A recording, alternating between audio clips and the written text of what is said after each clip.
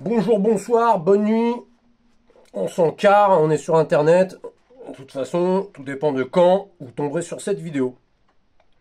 Alors, première vidéo d'une petite série de 5 vidéos en fin de compte, pour que ce soit plus digeste. Où sur chaque vidéo, on va survoler les fameux 5C. Alors la première vidéo traitera de l'eau, la deuxième du feu, puis des couvrants, puis des cordages, et puis en dernier, les lames.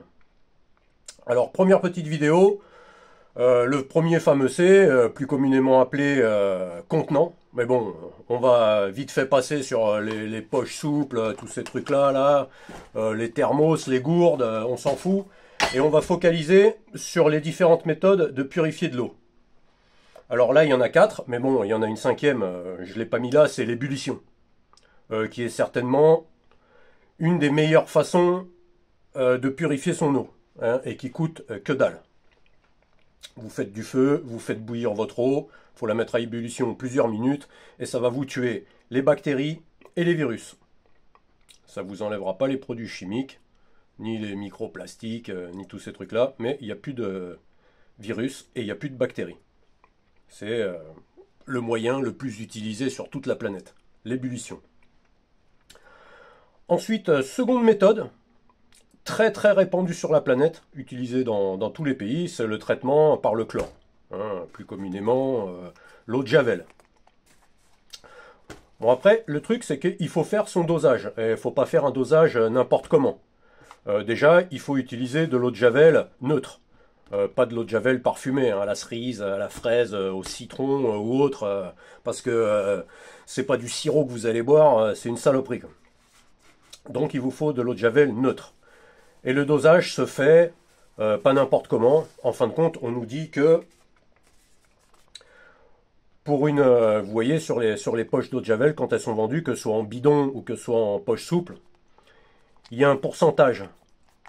La teneur, en fin de compte, la teneur en chlore. Là, vous avez 4,8. 4,8% de chlore à l'intérieur de ce mélange.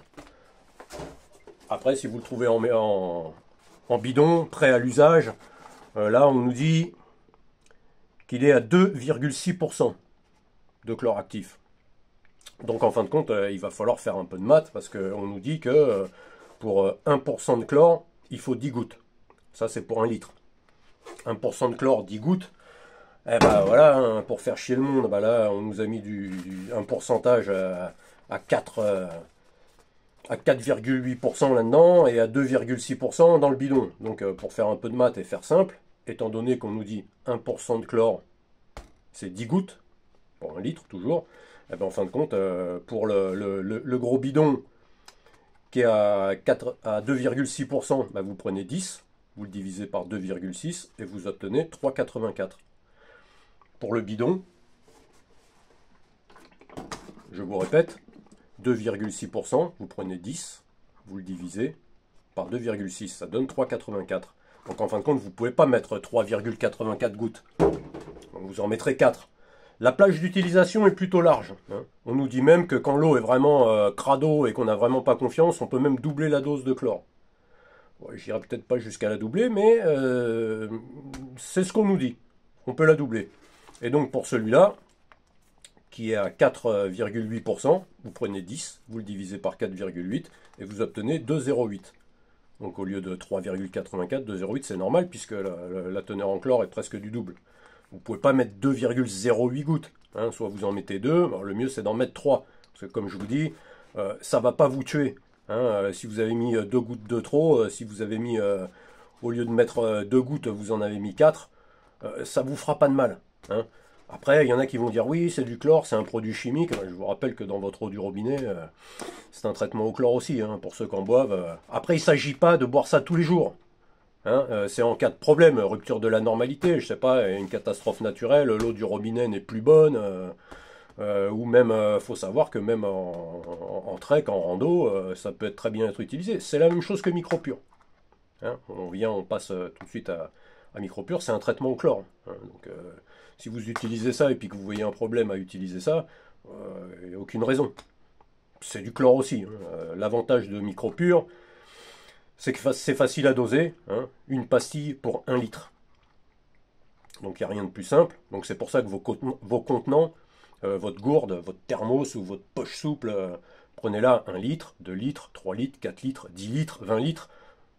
Prenez pas des tailles intermédiaires parce que vous n'aurez pas un dosage correct. Hein. Soit vous en mettrez trop, ou soit il n'y en aura pas assez.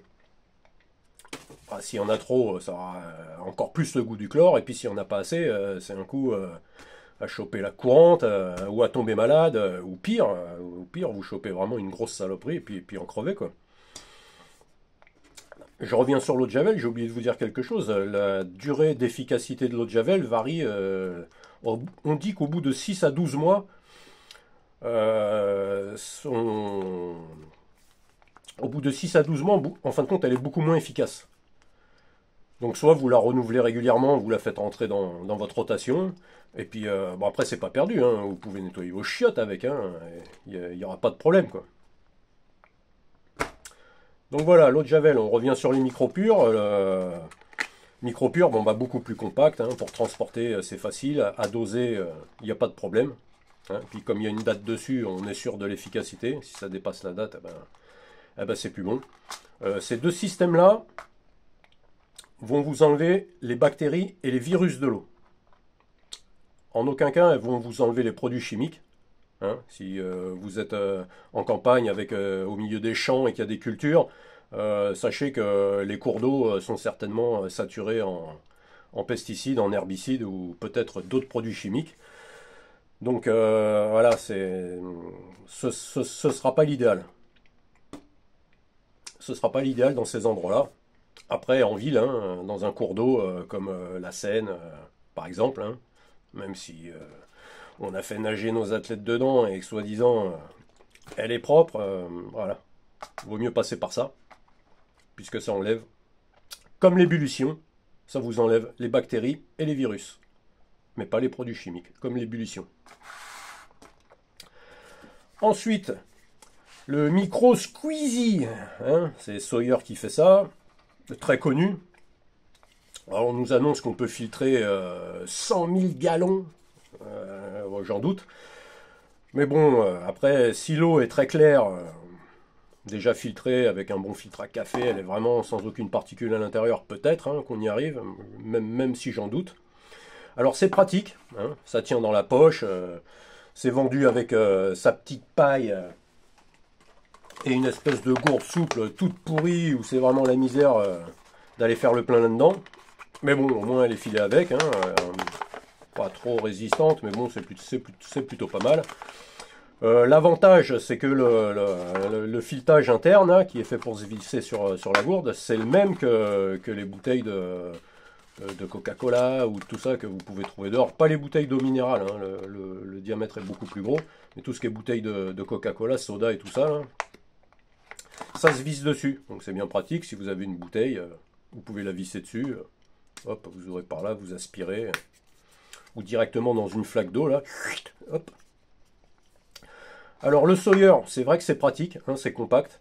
Beaucoup de gens ne voient que par ça. Il faut quand même rappeler une chose, le Sawyer ne filtre pas les virus. C'est uniquement les bactéries, microplastiques, et ça ne filtre pas non plus les produits chimiques. Donc dans les grosses villes, hein, les cours d'eau, buvez pas l'eau de la Seine avec ça. L'eau de la Seine est certainement remplie de virus, comme on est dans une ville. Ne buvez pas l'eau de la Seine, ça ne filtre pas les virus. Après, en montagne, hein, s'il n'y a pas de grosse ville en amont des cours d'eau, pas de problème. Une flaque d'eau, bien sûr, hein, de l'eau dans une gouttière ou quoi que ce soit qui vient du ruissellement des eaux de pluie, il n'y a pas de problème. Encore que des fois, on peut avoir des pluies acides et puis avec quand même quelques produits chimiques à l'intérieur, mais on va dire que ce sera limité. Un cours d'eau, par exemple, au milieu des cultures, au milieu des champs, faut éviter aussi, parce qu'au milieu des champs, les traitements des champs, herbicides, pesticides, pardon, vous en trouverez à plus en pouvoir. L'état de nos cours d'eau en France commence à devenir déplorable, surtout dans les campagnes où il y a des cultures, quoi. Donc le Sawyer, hein, compact, mais attention, il ne filtre pas les virus. Et comme ces deux-là, ils ne filtrent pas les produits chimiques.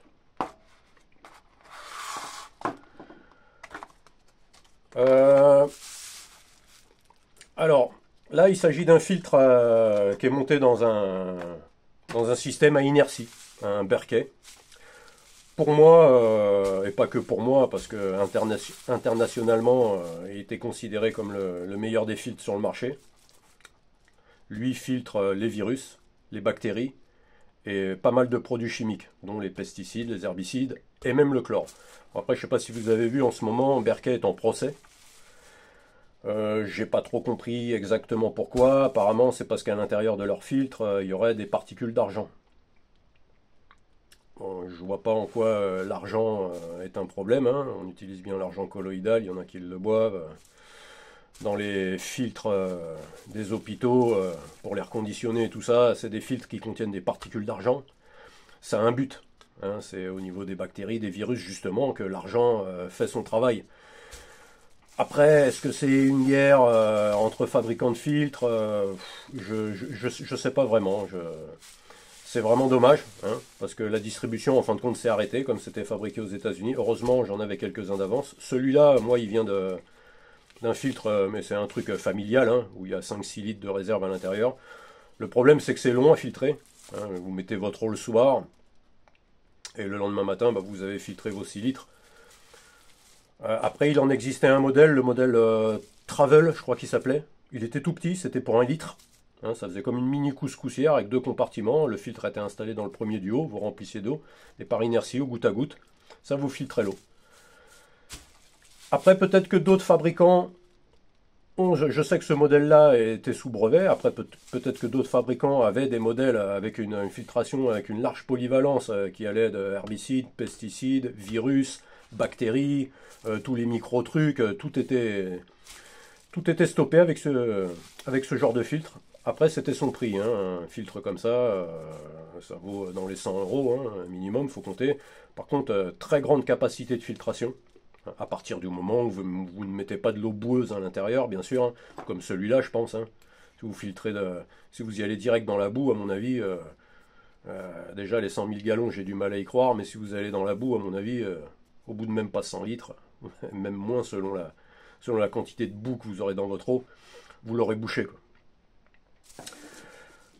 Donc je récapitule, hein. Bon, pour moi le meilleur c'était celui-là. Hélas, on ne le trouve plus parce que voilà, virus, bactéries et produits chimiques. Enfin, pas tous les produits chimiques, hein. Je sais que pour le cyanure et l'arsenic, ainsi que pour le fluor, hein, ils vendaient des petits modules supplémentaires qu'on venait additionner à celui-là. Mais il y avait quand même les pesticides, les herbicides. Voilà, si c'est pour aller choper de l'eau dehors dans la nature, dans un cours d'eau, c'était déjà pas mal. Très cher, long à filtrer, mais ultra polyvalent. Pour moi, le meilleur, hein. Après, ça n'engage que moi de dire ça. Le Sawyer, hein, n'oubliez pas, il filtre pas les virus, hein. Allez pas boire l'eau de la Seine avec ça, parce que voilà, ça filtre pas les virus. Et ces deux petits systèmes, c'est les plus répandus, avec l'ébullition, bien sûr, sont les plus répandus. Ça, avec une pochette comme ça, vous filtrez des centaines et des centaines de litres d'eau, hein. Ça, c'est aussi un avantage, hein. Après, il y en a qui ne veulent pas l'utiliser, c'est parce qu'ils ne se sentent pas de faire un dosage et tout ça. Pourtant, comme je vous dis, la plage d'utilisation, s'il faut mettre 2 gouttes, vous en avez mis 4, ce ne sera pas un problème. Ce sera vraiment pas un problème, quoi. Donc voilà, moi je vous ai présenté cela parce que c'est ceux que j'ai en ma possession, hein. Je n'allais pas vous présenter d'autres systèmes sans pouvoir vous les montrer. Je sais qu'il existe des filtres à pompe, les osmoseurs et tout ça, d'autres façons de filtration beaucoup plus chères, mais je ne les connais pas, je ne les ai jamais mis à l'épreuve. Je les ai même jamais étudiés. Mais bon, ces 4 modèles-là, on va dire que voilà, c'est ceux qui sont les plus répandus, les moins chers. Ça coûte 40 balles, je crois, un truc comme ça. Je sais plus combien je l'avais acheté. C'est pas non plus le bout du monde, hein. Ça coûte une misère. Voilà. Ça, pour ce que c'est pas donné. Mais bon, ça va, hein, c'est pas non plus un gros billet d'acheter ça, quoi. Ça tient dans un sac, hein, c'est compact.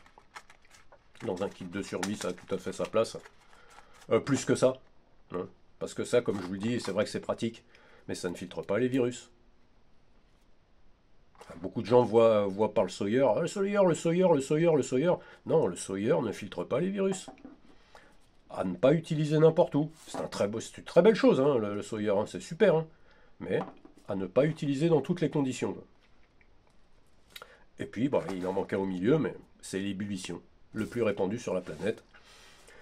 Donc voilà pour cette petite vidéo, hein. J'espère que ça vous aura inspiré. Si vous avez des commentaires, des réflexions, des remarques ou quoi que ce soit, bah, vous mettez ça en bas.